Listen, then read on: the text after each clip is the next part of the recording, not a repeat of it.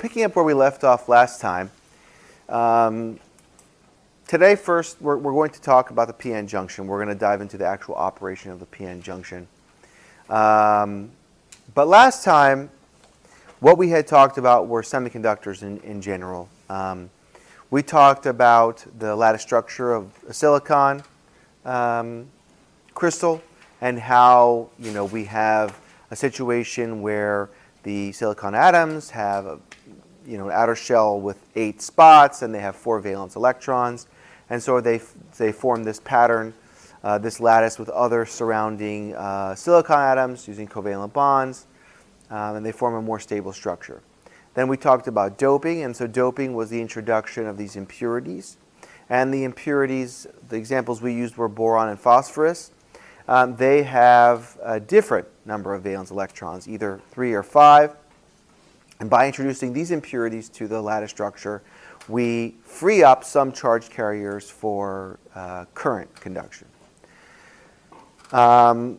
We went through some examples and talked about how to calculate various values for these semiconductors, calculate conductivity. And then we also talked about 2 different types of current. And so these 2 different types of current are going to be very important for our discussion today. The first type of current that we talked about was drift current. And so drift current is a value that falls in line with our traditional look at current, right? Ohm's law says that the value of current is proportional to the voltage being applied. And so drift current is that which is excited by an electric field or an electromotive force. It's dependent on several different values, one of which is a value we call the hole mobility, or the hole or electron mobilities. Diffusion current was a little bit different. So diffusion current is not dependent on an applied electric field or electromotive force, at least not directly. It works like diffusion of any other chemical or any other atom or particle, right? So what we have is a whole bunch of electrons, free electrons on one side, very few on the other side. We have a large gradient, and so a diffusion force will push the charge carriers to even out that concentration gradient. So drift current, diffusion current, we talked about both of them last time, and we'll see that they both come into play when we talk about the structure and the operation of a pn-Junction. So now moving on to the pn-Junction, we're first going to talk about the pn-Junction with open terminals or open circuit condition, meaning that we haven't applied any voltage to the pn-Junction. And then we're going to go on to the forward bias and reverse bias cases where we are applying a voltage. So what is the state of the pn-Junction with open circuit terminals? The p-type material contains a majority of holes, that's the majority charge carriers, and the n-type material contains a majority of free electrons, again the majority charge carriers. However, these majority charge carriers are neutralized electrically by an equal number of bound charges. These bound charges come from the environment, and they have very specific properties that we're going to talk about once we get into the discussion. Essentially, the bound charges don't act like our majority charge carriers. They aren't subject to diffusion forces, and they don't recombine with other particles nearby, right? Initially, we would expect that these available holes and the bound negative charges, they should be attracted to one another and recombine, but they don't. I encourage you to read the book. Ch03 does a great job of explaining this. I also think this is a topic that is best explained, one pass through in lecture and another pass through reading it. But we're not going to go into all the details of how bound charges work, or more specifically, all the details of why bound charges act the way that they do. Certain parts of this chapter you do have to take at face value because of the limitations on how deep we have the time to go to dive into the physics and the chemistry. So what is a bound charge? It's a charge of the opposite polarity to one of our majority charge carriers. It neutralizes that electrical charge. It does not affect the concentration gradient, which we'll see in a second. It's not subject to diffusion force. It does not recombine with the majority charge carrier. It's one example or analogy I often give is it's sort of like the icing on a cake. Okay, it's there, it's close by, but the icing, right, can't go into the cake. It's just sort of this layer that lays on top.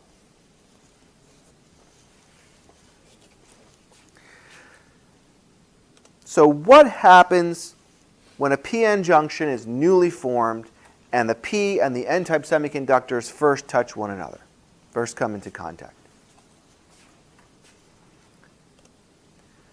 So first thing we have is, we can see this picture here. We have our n-type semiconductor, our p-type doped semiconductor. We have a lot of majority charge carriers on either side. In this picture, the minority charge carriers are not shown because the numbers of them should be very small.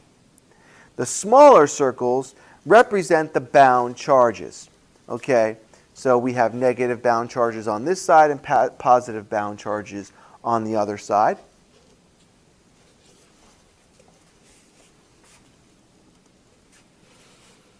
And again, these charges are weakly bound to the majority carriers and they do not recombine. We've already said that before. So what happens when you first put these two together? This is a snapshot of t equals 0. What happens at t equals greater than 0? So forget about the bound charges for a second because we already said that they don't recombine, they're not affected by diffusion force x, y, z. Let's talk about the majority charge carriers. Yeah.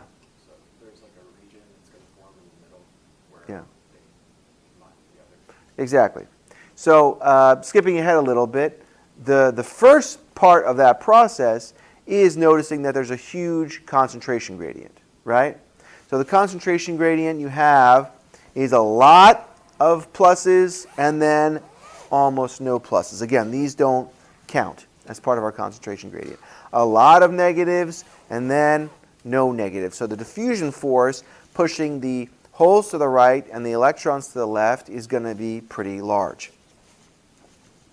So diffusion will begin. The free electrons and holes closest to the junction will cross over to the other side, and most of them will recombine. And what the result of that is a whole bunch of uncovered bound charges inside of this middle region that we call the depletion region. Depletion region because it's depleted of all the majority charge carriers.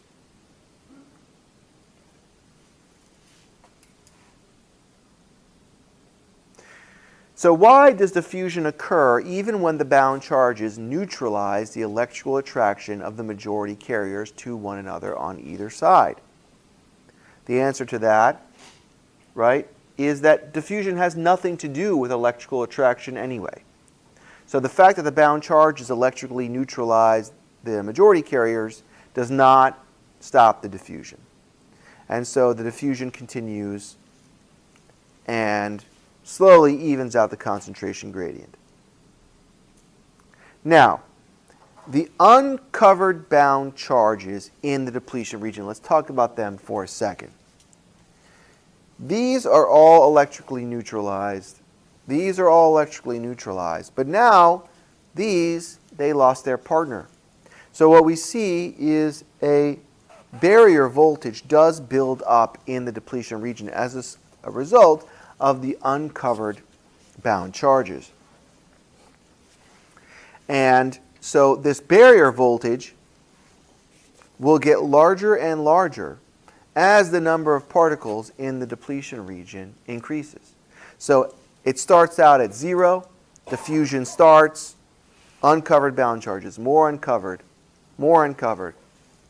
on and on, until eventually we reach an equilibrium value, and we'll talk in a minute about what will cause us to reach equilibrium. The final value of the barrier voltage we call the built-in voltage.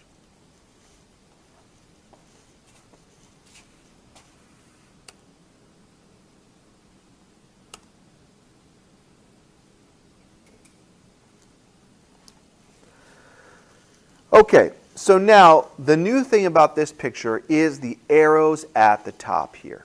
So we see there's two red arrows. We know that the diffusion current affects a net flow to the right, meaning that we have positive particles moving to the right and negative particles moving to the left. Remember that our definition of current is actually the opposite of the direction of electrons. So this is diffusion. Next, minority drift current. So what is this describing? If you look here, you will see that the polarity of this voltage is such that it will sweep any minority charge carriers that are close to the edge across to the other side. Okay? Right? This polarity opposes the diffusion, meaning it doesn't want to allow the positives to go here and the negatives to go here, but it reinforces the minority charge carriers because they have the opposite sign. Now, if we go back and let this little animation thingy run one more time, you'll see that the drift current the magnitude or the length of that arrow, which represents the magnitude of the drift current, it doesn't change. And we'll talk in a minute about why that is. But the length of the diffusion current, or the length of that arrow, does. Because as diffusion occurs, right, it evens out the gradient and essentially reduces the diffusion force, right? As diffusion occurs, the catalyst for diffusion force goes down. And so what causes an equilibrium is not IS increasing and ID decreasing. It's simply just ID decreasing. IS has a set value, and ID falls until it reaches IS. So this built-in voltage opposes the majority diffusion current, and when those two forces are equal to each other, you reach the equilibrium, and you're essentially done as far as the open circuit condition is concerned. So once the equilibrium is reached, the magnitudes of the diffusion and drift currents equal one another, and the result is no net flow.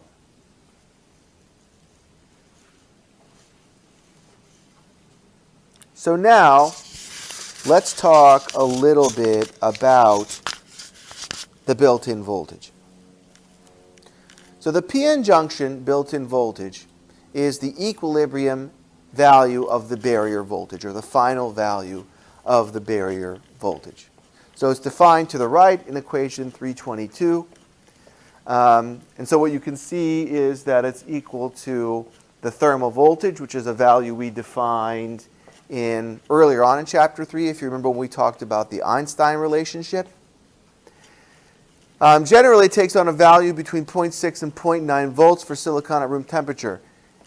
Considering the fact that the pn-Junction is the diode, does that value seem familiar at all? If you remember, when the diode is in the forward bias region or is conducting, the voltage across it was approximately 0.7 volts. And that relates directly to the value for the built-in voltage that we see here. The thing about this is that the voltage is applied across the depletion region, not across the terminals of the pn-Junction. So this built-in voltage, you can't measure it with a DMM. You can't draw energy from it or anything of that nature. Okay. So now let's talk a little bit more about the drift current IS and how it contributes to equilibrium. We've said very briefly that the drift current is associated with the flow of minority charge carriers, and it's affected by the built-in voltage, right? Hence why it's a drift current and not a diffusion current.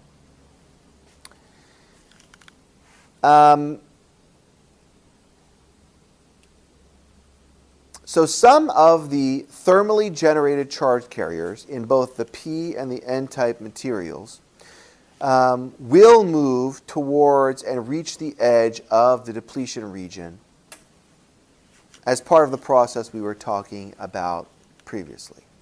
Once they reach the edge of the depletion region, the built-in voltage, or the barrier voltage, causes them to be swept across to the other side. Now this is the reason why the length of the IS arrow doesn't change as VO gets larger and larger. There's no resistance or very, very minimal resistance in the depletion region to the flow of the minority charge carriers. So any voltage, any really small built-in voltage is enough to sweep them over to the other side. Unlike diffusion current, right, the polarity of VO reinforces the drift current of the minority charge carriers. So then one would ask, well, what determines the length of that IS arrow? It's not the magnitude of V naught. Something must determine it. So it's dependent on the real limiting factor, which is the availability of the minority charge carriers. Okay? The IS value is limited by the small number of thermally generated minority charge carriers that we have. So therefore, IS is not dependent on V naught, but it is dependent on temperature. So as temperature goes up, you would expect more thermal energy in the lattice structure, more minority charge carriers to be produced, and IS gets longer. So again, any depletion layer voltage, regardless of how small, will cause the minority charge carriers to be swept over to the other side, and this is the main mechanism that causes our drift current flowing from right to left.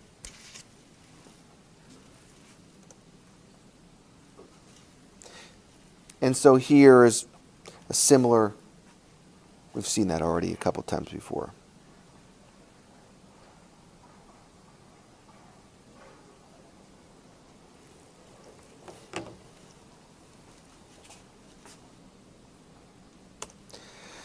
Okay, now, a couple of other questions. As we get more and more familiar with the pn-Junction, let's ask the question, is the depletion region always symmetrical? Is it always the same width on either side?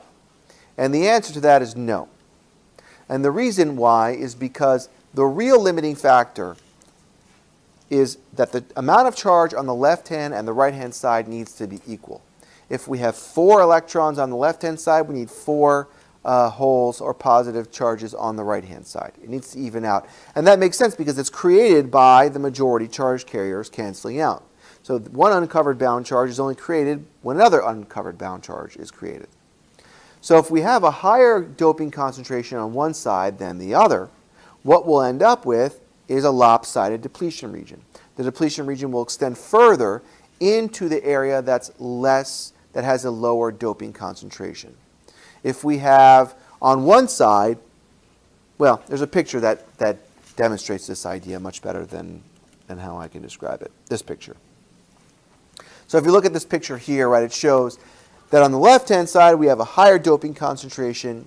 We only require one column in order to capture 6 uncovered bound charges, whereas the doping concentration on the other side is lower, and therefore it takes 2 columns or double the amount of width to get our 6 charge carriers. But again, the equality that we're looking for is charge. The absolute value of the charges are equal to one another.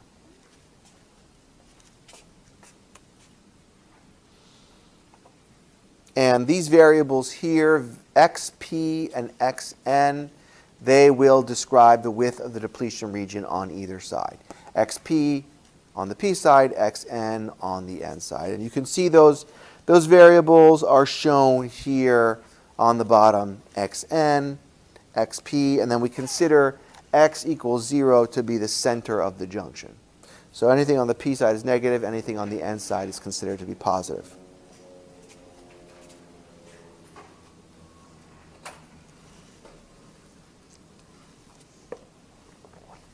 So this picture shows that the most important way to look at the depletion region is in terms of charge.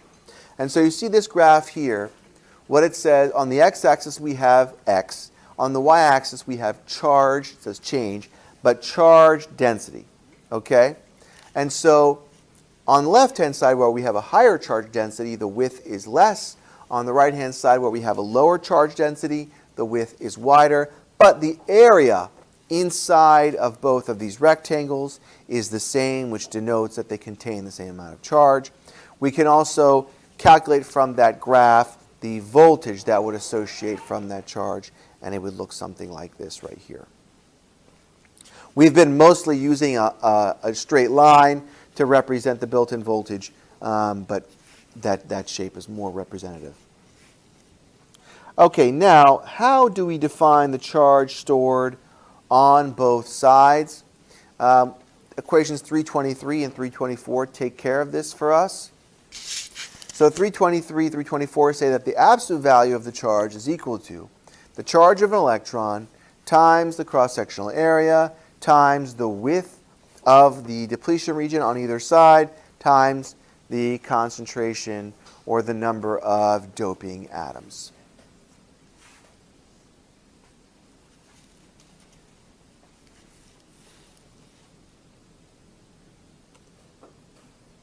Now, we know that this should be equal to this in order for equilibrium to be reached properly. And so with these equalities, right, we can knock off the A's, we can knock off the Q's, and what we're left with XP NA equals XN ND. And then what we can do is turn that into equation 325, which shows us what we have already sort of said, which was that the depletion region will extend further into the less doped region and will be shorter on the other side. So this equality just demonstrates that. Okay, there's a couple other equations here that are taken from the text. I'm not going to go and give derivations for each one. They do for some of them in the book, but it's probably not the best use of our time. And really, we're going to be just using them. We're just going to be applying them predominantly. Okay, so equation 326 tells us that the width of the depletion region equals xn plus xp. No duh, right? Of course, the width on the x side, the width on the n side plus the width on the p side would equal the total width. And this equation here gives us another way of defining that. So it's equal to the square root of 2 times epsilon s, which is the electrical permeability of silicon, all right, divided by the charge of an electron. Can you do me a favor? The whispering in the back, I can really hear it. Sorry. It's like trying to talk on top of like a radio playing. No problem.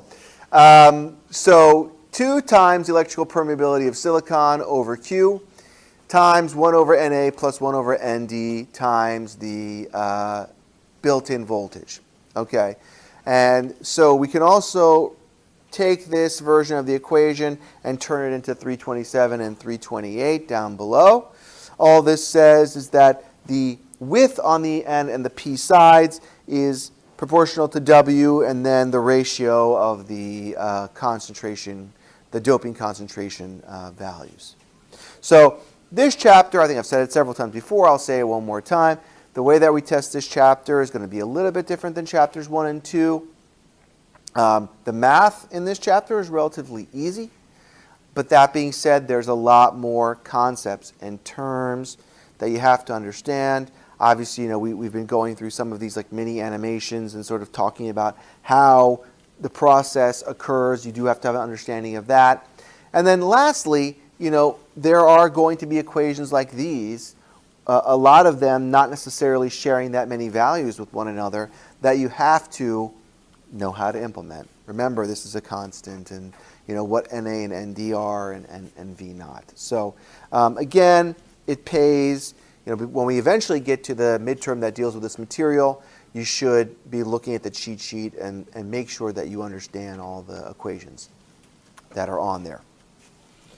We can take 326 through 328, and we can give another version of our Q sub j, which is the charge stored on either side of the depletion region, and that will be equal to A times Q, and then this, as well as this version down here. Again, I'm not going to go into derivations, but we've already explained what each one of the values are, and so you should know how to implement that. Okay, so what have we learned about the pn-Junction so far?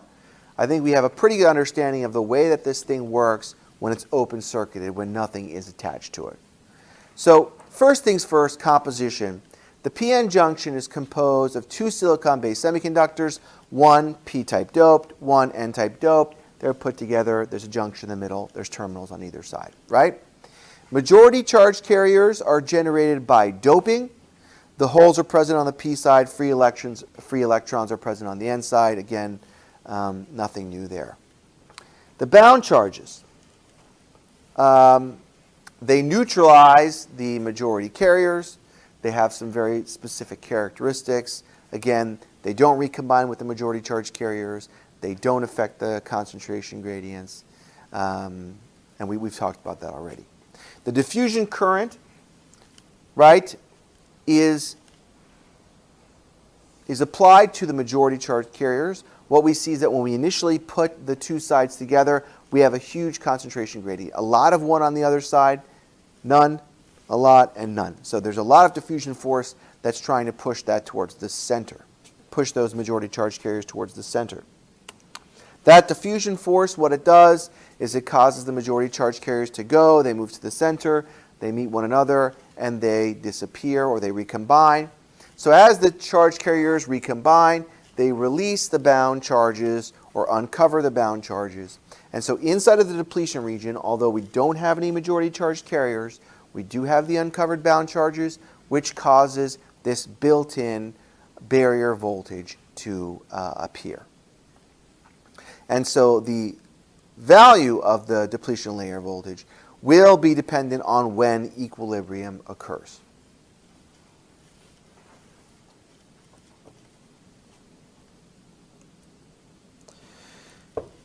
Minority charge carriers, there are still minority charge carriers in the pn-Junction. Like any other case, they will be thermally generated. That'll be free electrons on the p side and available holes on the n side. And so we talked about what caused diffusion current, but there is also a small drift current that will be flowing. The drift current is going to be affected by the built-in barrier voltage and applied to or cause the movement of the minority charge carriers.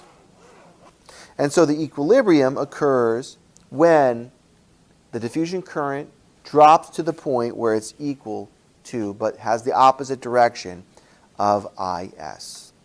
And IS, again, that value does not change with V naught. It's limited predominantly by what? I think we said this once or twice.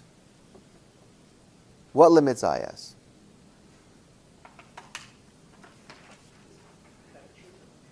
Temperature is what affects it. That's 99% of the answer. The last 1% is temperature affects it because it's limited by the minority charge carrier concentration, which we have very little of, and we know that temperature is what can cause that to go up and down. Okay, so now we have a pretty good understanding of the open circuit condition. Let's move on to the more interesting cases of forward and reverse bias and how this thing works. So, first things first, what determines which direction is forward and which direction is reverse?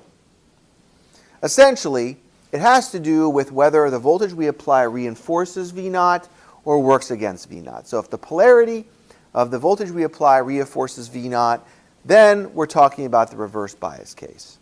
If the polarity of the voltage we apply is opposite or works against V naught, then we have forward bias. So we'll call any reverse bias voltage VR, we'll call any forward bias voltage VF. So to compare these three cases, okay, open circuit, reverse bias, forward bias. No voltage applied. VR has the same polarity as V naught, VF has the opposite polarity of V naught. Voltage differential across the depletion region is V naught. Voltage differential across the depletion region will be V naught plus VR. They reinforce one another. Voltage across the depletion region is V0 minus Vf because they work against each other. ID is equal to Is. We know that from our equilibrium. ID is less than Is. The diffusion current is less than the drift current because by expanding our depletion region, or reinforcing our depletion region, we're further creating a boundary or a resistance against diffusion. So what we see is that IS is the same length in all three of these cases, again, as we would expect, but ID becomes smaller. So for the reverse bias case, we normally, as far as the ideal model is concerned, we think of that as blocking. But if for those of you who have seen the diode in lab, it does conduct a very small reverse direction current, and so that would be equal to IS minus ID. But again, there's only so big this can become because IS itself is very small. So, right, if this is 1 nanoamp, even if you subtract 0 from it, you're still only left with 1 nanoamp. For the forward bias case, now ID is much larger than IS, and the sky is the limit here, because ID can become very large. And the reason why ID grows is because now our VF is reducing the barrier to diffusion. So that's the basic idea behind the operation of the PN junction, is that a reverse bias voltage increases the barrier to the diffusion current ID, and a forward biased voltage reduces, sorry, I don't know if I said that right, this reduces the barrier to the diffusion current. And so if I had to describe the way that the PN junction works in 2 or 3 sentences, that's really the most concise description.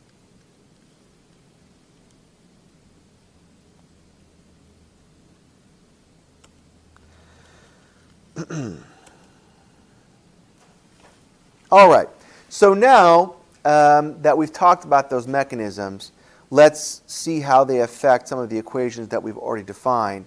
So you remember this equation? We just talked about it like 5 minutes ago.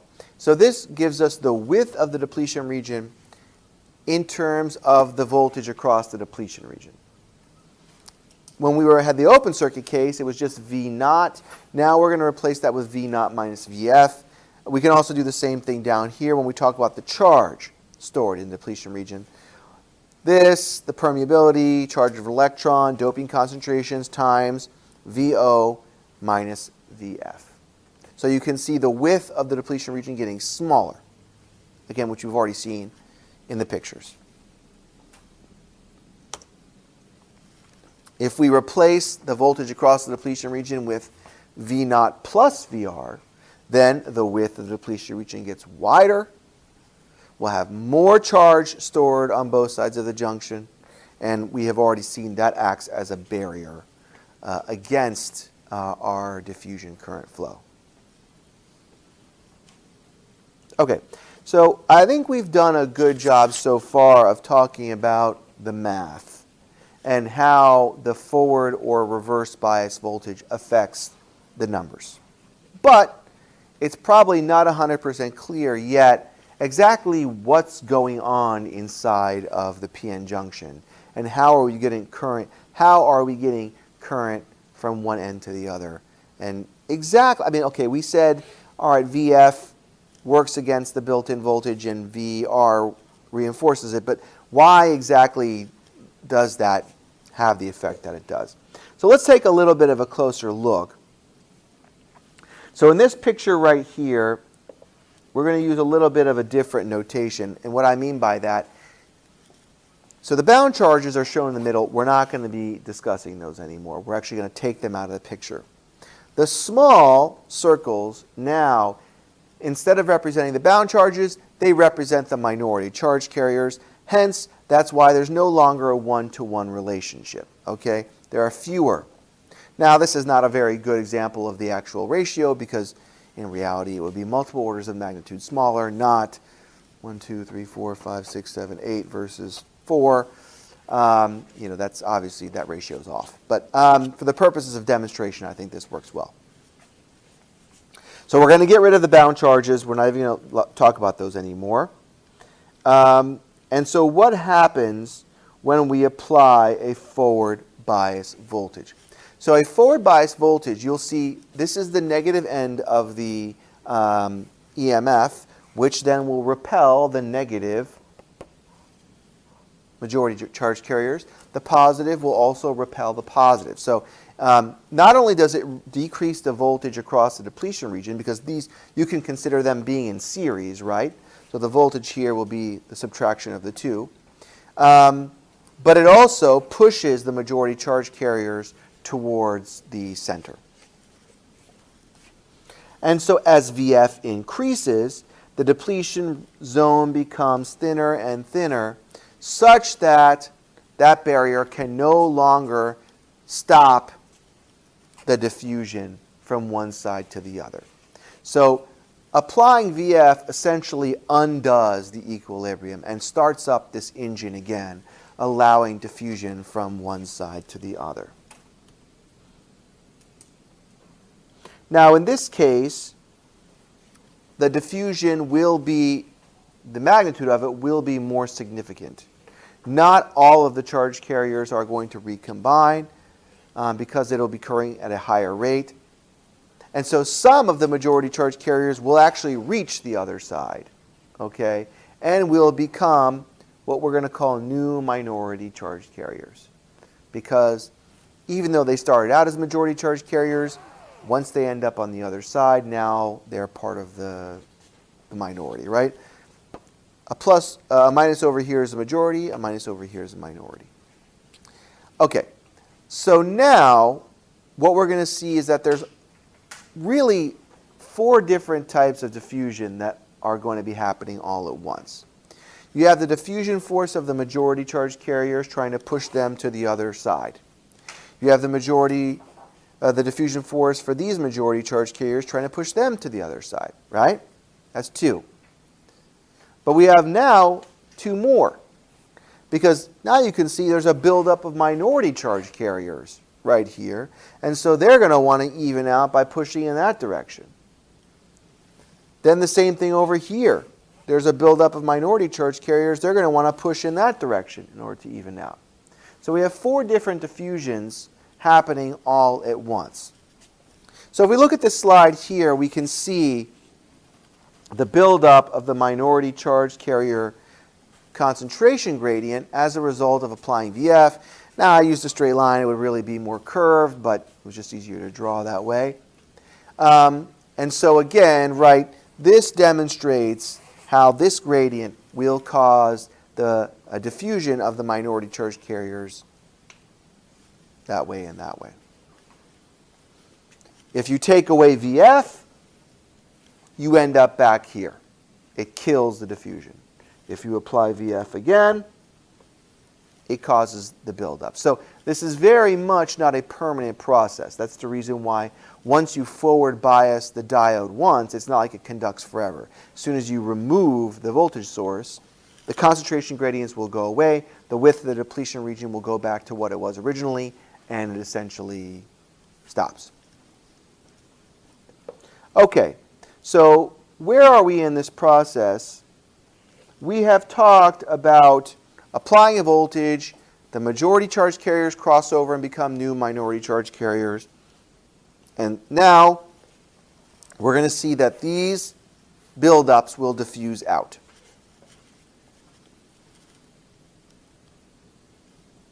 Eventually, they will recombine. The distance that they travel is defined by this constant we call LP. And remember that the current is not dependent on a single particle making it all the way from here over here. Okay, we're talking about net charge flow.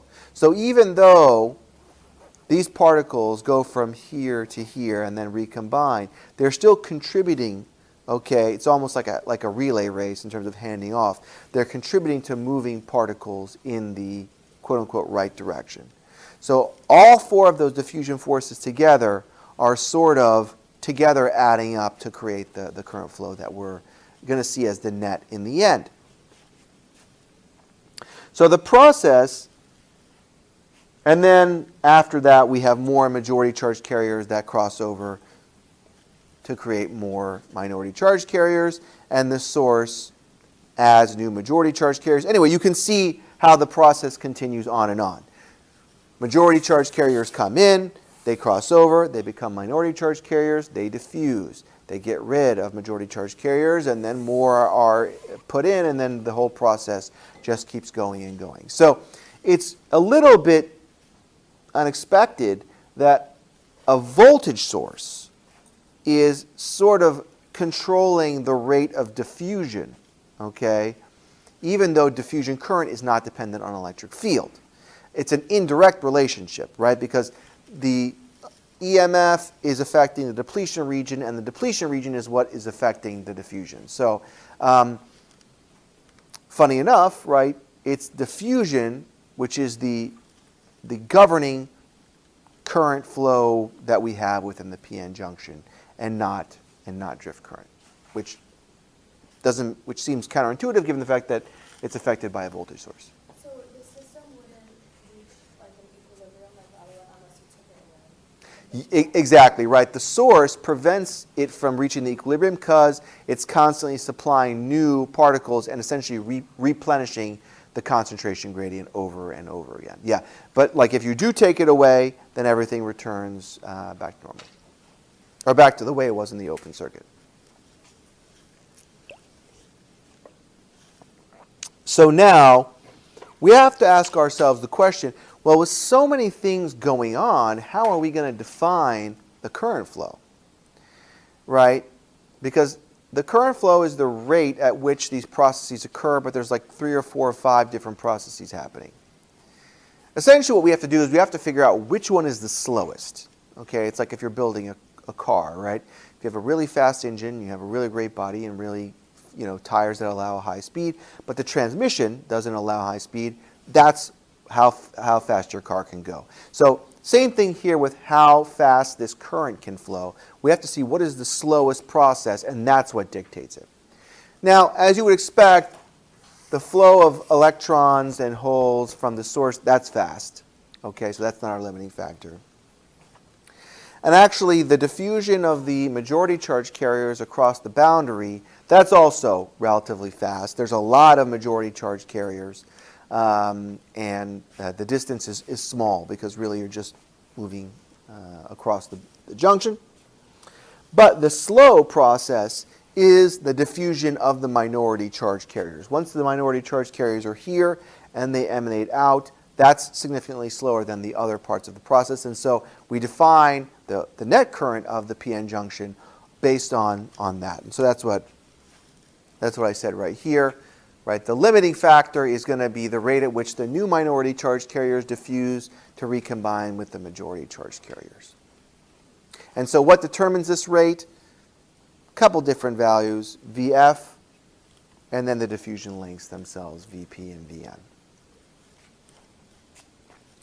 All right, so now that we have a better understanding conceptually of what's going on inside of the PN junction, let's talk a little bit more about the mathematics behind it, because our goal is to get a VI relationship, right? We want to use the diode or the PN junction as a part of a circuit. And so, right, just like a resistor, V equals IR, we want V equals some function of I, or I equals some function of V. So how are we going to do that? What we need to do is we need to define the concentration of the minority charge carriers, and then from that we can define what the diffusion current will be associated with them. So here's what the minority charge carrier concentrations look like when we have the thing forward biased. Majority charge carriers go over here and push up the minority charge carrier concentration near the junction. Same thing on this side, okay? We can split this up into 2 different pieces. Pn0 is the thermal equilibrium value. So this box down at the bottom is the base concentration value. which is what you would have if you didn't apply any voltage. Then this piece of it gets pushed up the more forward bias voltage that we apply, the triangular part. So you'll see in the math that we're going to go back to 2 slides earlier, we are going to divvy up the minority charge carrier concentration into 2 pieces. We're going to call it the base concentration, and we're going to call it the excess concentration. And the reason why we're going to do that is because we're going to end up taking a derivative, and the derivative of this part is 0, whereas the derivative of this part is going to be not 0. Also, a couple things to pick out here value-wise. Right? Again, pn0 is the thermal equilibrium value of the minority charge carrier concentration. Pn at xn is saying what is the minority charge carrier concentration at xn. Xn is the edge of the depletion region. Same thing over here, np, minority charge carrier concentration at negative xp, and that's the edge of the depletion region. This is the maximum value, and then from here it goes down. So if you calculate NP at any other value of x, you would expect for it to be lower. Same thing over here. So really all we have to do in order to determine what the diffusion current is, take the derivative of these concentration gradients, multiply by diffusion constant and by the charge of an electron.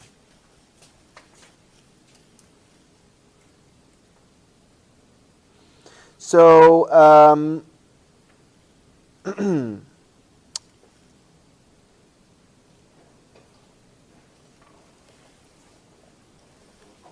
so the value of Pn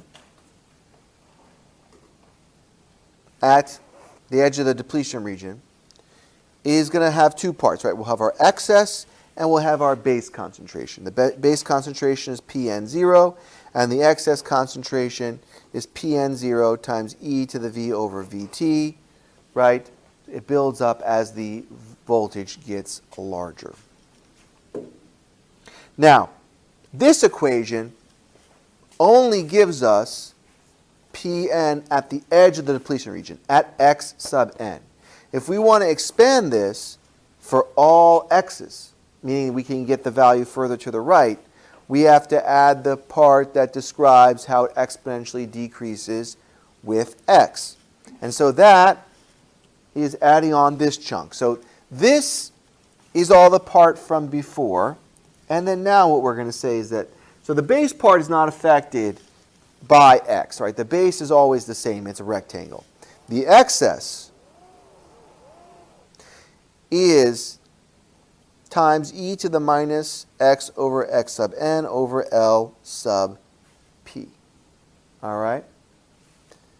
And so all that's describing is that exponential decrease in the concentration gradient of the minority charge carriers. That's the reason why we're using LP, even though we're talking about the n side, because it's the holes that we're worried about. And this equation is only describing 1/2 of what's going on. It's describing what's going on the n side, and we'll see that there's a similar equation that describes what's going on the p side. Okay, so anyway, this is the concentration gradient represented mathematically, and so all we have to do is take the derivative of this, and we'll have our diffusion current. So let's do that. We already talked about this picture. We already talked about the excess and the base concentration gradients. All right. So now what we do, eventually the diffusion current density associated with the minority charge carriers will be equal to negative Q dP times the derivative of the concentration gradient. So let's come up with that. The base part, the derivative of that is going to be equal to 0. It's a rectangle, so that goes away. And now all we have to do is take the derivative of this piece here. Essentially, everything to the left, this is all constant because we're taking a derivative with respect to x. There's no x's anywhere in here, so that just can get pushed out to the front. All we're really doing is taking the derivative of negative x over LP. And so what that does is that gives us an additional -1 over LP, which we multiply by all of this right here. And so that is our derivative. So the current density, the diffusion current density, is equal to whatever is shown here. Now, this equation shows us the current changes with what slice we're looking at in the PN junction. However, when we define the VI relationship for the diode for the PN junction, it should be a single value, right, that dictates from end to end what the current flow is. So like I said before, it's not imperative that a particle reach the terminal in order to contribute to the current flow. So the actual limiting factor, when we take a look at this right here, is going to be the maximum of this value. What is the maximum diffusion current that flows at the junction? So what we're going to do is we're going to substitute in an x sub n here, which will make this piece go away. So the maximum diffusion current density for the minority charged carriers on the n side, which are going to be holes, is equal to Q dP over LP, the base concentration value times e to the v over Vt minus 1. And this voltage is where you're going to substitute in your Vf. All right, so this is good. This is the equation that we have been looking for. The relationship between current density, we can multiply it by the cross-sectional area to give us current, and the forward bias voltage itself. Now we'll define a similar equation for the other side.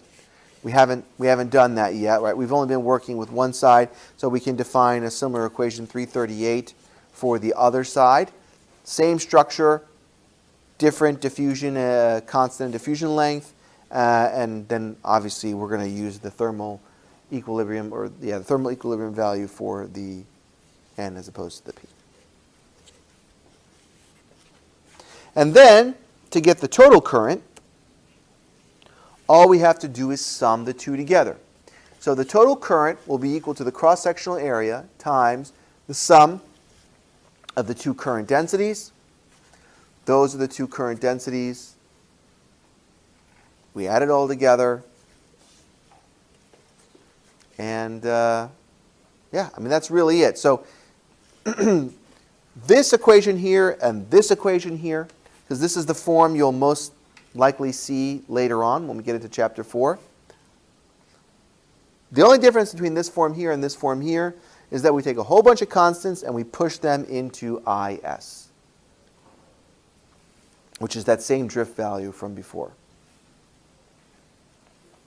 So IS is equal to cross-sectional area times charge of an electron, the intrinsic concentration squared, diffusion constants, diffusion lengths, and the doping concentrations. And this works for both the forward and the reverse bias regions. Because what happens when you apply a negative value here? This will get small, and you'll be left with negative IS equals I, which is, again, what you would expect to have in the reverse region, where the drift current, albeit a small value of drift current, will begin to dictate how the PN junction works. And so this is what we're going to call the exponential model for describing the behavior of a PN junction / diode. And we're going to use it a lot in future chapters, mainly chapter 4. Yeah. V over Vt substitute, what does that mean symbolically? Like, what is that voltage? So yeah, the thermal voltage we described a while ago when we were talking about the Einstein relationship. Normally it's about 25.8 volts. So I mean, it scales the behavior of the exponential model. Obviously, right? The value of e to the whatever will be less than e if V is less than V over T. It essentially just scales how the thing works. But yeah, V sub T will be equal to 25.8 or 25.9 volts, depending on millivolts, depending on which what the temperature is and what the parameters are set for the example.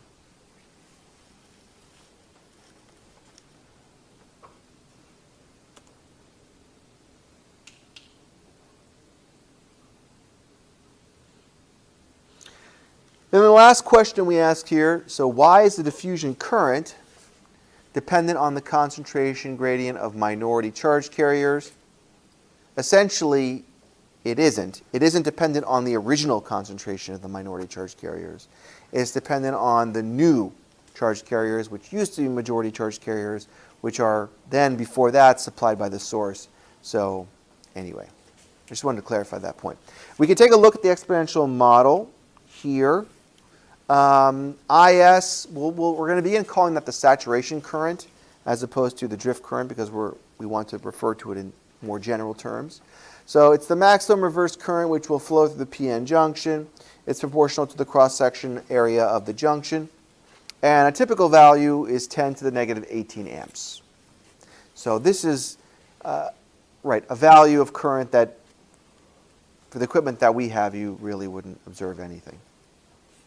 And this is what the VI relationship looks like. This right here is usually somewhere around 0.7 volts. That's what we consider to be the fully conducting region. Once VF exceeds that 0.7 volts, we begin to see a large amount of current flow. Okay. So why don't we take a look at this example and see where we stand. That was a lot of information today, but we will do this example. So example 3.6. Consider a forward biased PN junction conducting a current of 0.1 milliamps. It has the following parameters. I'm going to speak through them just as a review. Concentration of the acceptor doping atoms, Na. Concentration of the donor doping atoms, Nd. Cross-sectional area, A. Concentration of thermally generated carriers in the intrinsic semiconductor, N sub I. The diffusion lengths, L sub P and L sub N. The diffusion constants, D sub P and D sub N. Okay, so you have all those. Calculate IS, the saturation current. For that one, we go back to these equations, and we see that IS is given right here. A, Q, Ni, D, L, N. So all you have to do is plug in those values, and you'll get your saturation current. So we do that. That's shown here. And we end up with 7.3 times 10 to the negative 15 amps.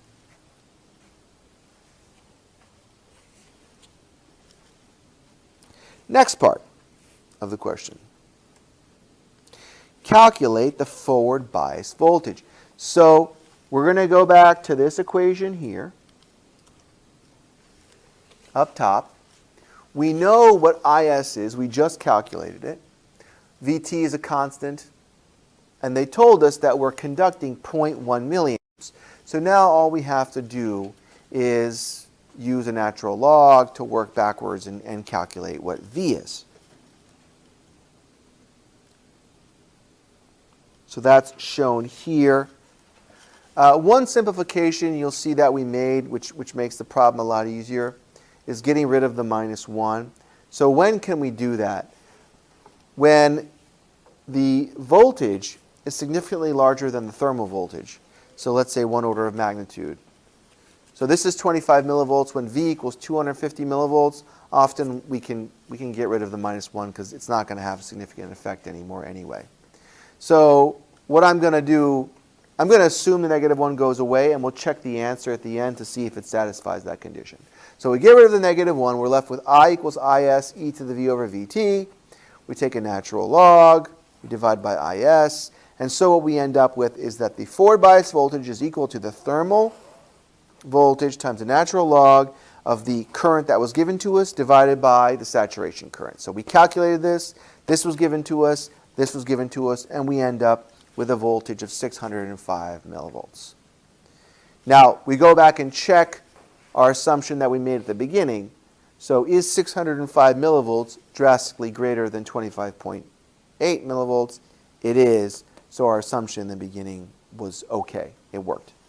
If we would have ended up with an answer of 100 millivolts, then we might have to go back up here and redo the math to incorporate the -1. Which is not that much harder, but I mean, anyway, it's a shortcut. Okay, so that's part 2. And then part C, or part 3. Calculate the component of current I due to hole injection and electron injection across the junction. So all that's asking us to do is to split the diffusion current up into 2 different pieces, which if you go back and look at some of our previous expressions is not hard to do. We already laid out the math for that. We had equations for IP and I sub n. It's a function of all the same values that we have already either calculated or were given to us. And those are the equations. I guess I didn't punch the numbers in. I'm not sure why. But you can go look. Either punch the numbers in yourself or take a look in the textbook, and it gives the actual numerical answer.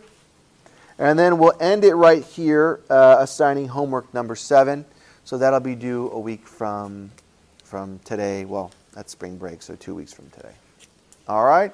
So we'll stop there. I will post this video online.